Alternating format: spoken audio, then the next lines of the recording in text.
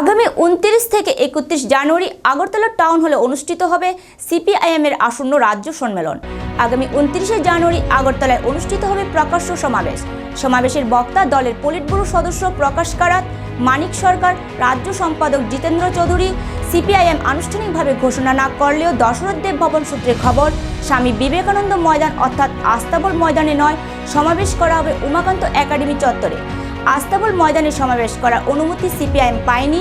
সংশ্লিষ্ট মহল থেকে সিপিআইএমকে জানিয়ে দেওয়া হয়েছে আস্তাবল ময়দান দেওয়া যাবে না, কারণ 24-30 জানুয়ারি এই ময়দানে সরকারি আয়োজনে মেলা চলবে। তবে আস্তাবলের পরিবর্তে সিপিআইএম রবীন্দ্র ভবনের সামনে সমাবেশ করার কথা চিন্তা করেছিলেন, কিন্তু রবীন্দ্র শতবার্ষিকী ভবনের সামনে সমাবেশ করলে যানজট হতে পারে। অপরদিকে প্রচুর সংখ্যক মানুষ আসবেন এই সমাবেশে, ফলে সমস্ত দিক বিচার করে উমাকান্ত একাডেমি চত্বরে প্রকাশ্য সমাবেশ করার সিদ্ধান্ত নিয়েছে সিপিআইএম। এর জন্য আবেদন করা হয়েছে সংশ্লিষ্ট দপ্তরে। উমাকান্ত একাডেমি চত্বরে এই প্রকাশ্য সমাবেশ হবে ধরে নিয়ে বৃহস্পতিবার রাজ্য কমিটির বৈঠকে এ বিষয়ে বিশদে আলোচনা করেছেন মানিক সরকার, জিতেন্দ্র চৌধুরীরা।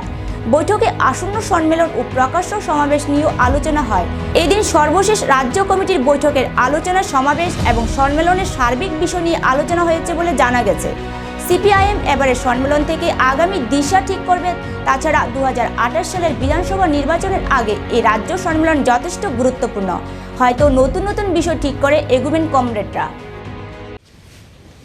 আজকে প্রথম সাংবাদিক সম্মেলন করছি আমরা এই পার্টি রাজ্য দপ্তরে। তো সবাইকে নতুন বছরের শুভেচ্ছা, যতন খুলুমখা, নমস্কার করিবি। আজকে আপনাদের এখানে আহ্বান করার মূল উদ্দেশ্য হল আগামী 29, 30 এবং 31 জানুয়ারি আমাদের পার্টির 3 বছর অন্তর যে সম্মেলন, পার্টির একেবারে নিচু স্তর থেকে সর্বোচ্চ স্তর অর্থাৎ সর্বভারতীয় স্তর পর্যন্ত আমরা সংগঠিত করি, তারই অঙ্গ হিসাবে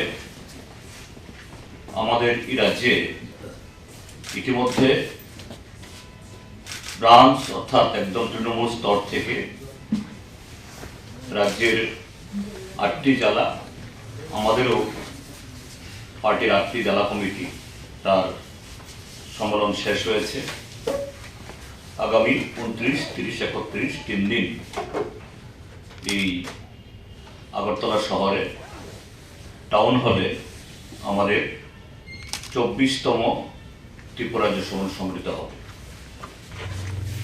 তারই এই কিছু দিক উল্লেখ করার জন্য আমাদের এই যে সম্মেলনের ভেন্যু, আমরা এটাকে এই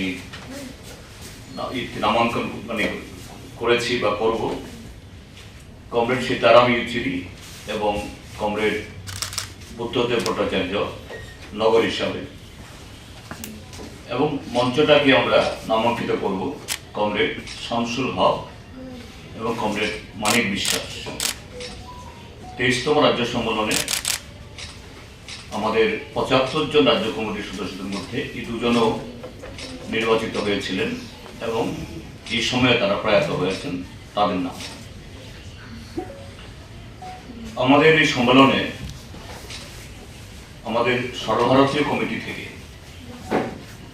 যারা অবজারভার হয়ে আসবেন তারা হলেন কমরেড প্রকাশ কারাত, যিনি এখন আমাদের পার্টির কেন্দ্রীয় কমিটি বা পলিট ব্যুরোর কোঅর্ডিনেটর, সমন্বয়কারী। তার সাথে আরো 2 জন পলিট ব্যুরোর সদস্য, কমরেড বৃন্দা কারাত এবং কমরেড অশোক ধাওয়াল। কমরেড মানিক সরকার তো আছেন এখানে। আরো 2 জন কেন্দ্রীয় কমিটির সদস্য আসবেন, তারা হলেন কমরেড প্রবীণ দেব, তিনি পশ্চিমবাংলার প্রাক্তন বিধায়ক এবং আমাদের পার্টির কেন্দ্রীয় কমিটির সদস্য।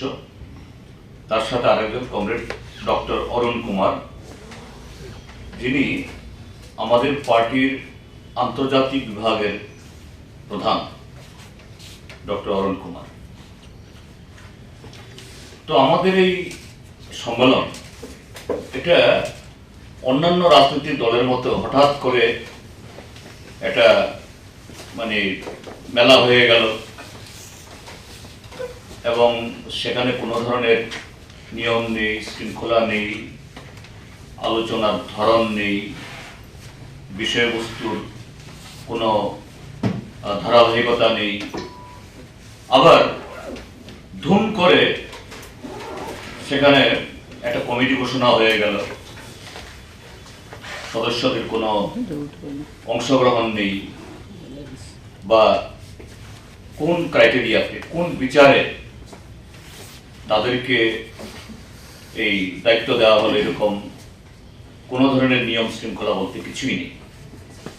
আমি কথাটা বলছি কারণ সাম্প্রতিককালে দেখেছি যে আপনাদের পত্র পত্রিকাতেও সেভাবে বহুলভাবে চর্চিত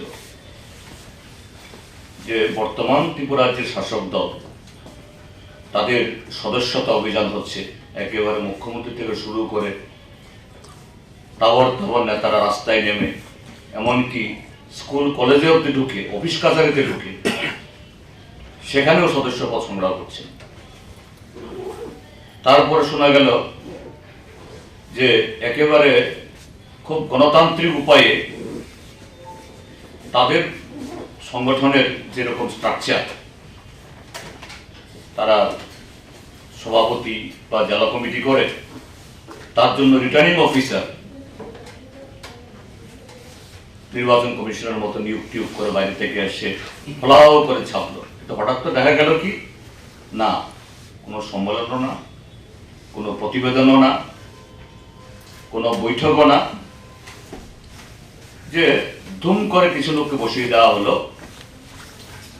তাদের সেই নেতৃত্ব, এটা তাদের ব্যাপার, তারা কাদের করেছেন আমার প্রশ্ন নেই। কিন্তু আমাদের সম্মেলন মানে এটা এরকম কোনো ধরনের হুইমসিক্যাল, কোনো ধরনের যে কি বলে প্রত্যেক পার্টির সংবিধান থাকে, তার নীতি নিয়ম আদর্শ থাকে, তার বাইরে যাওয়ার কোনো স্কোপ নেই। এবং সেদিক থেকে বলা যেতে পারে একটা সর্বোচ্চ গণতান্ত্রিক পরিবেশ এবং গণতান্ত্রিক নিয়মে এই সম্মেলনগুলো নিচুতলা থেকে সংগঠিত হয়ে এসে উপরতলা অবধি এগুলো হচ্ছে বা হয়েছে।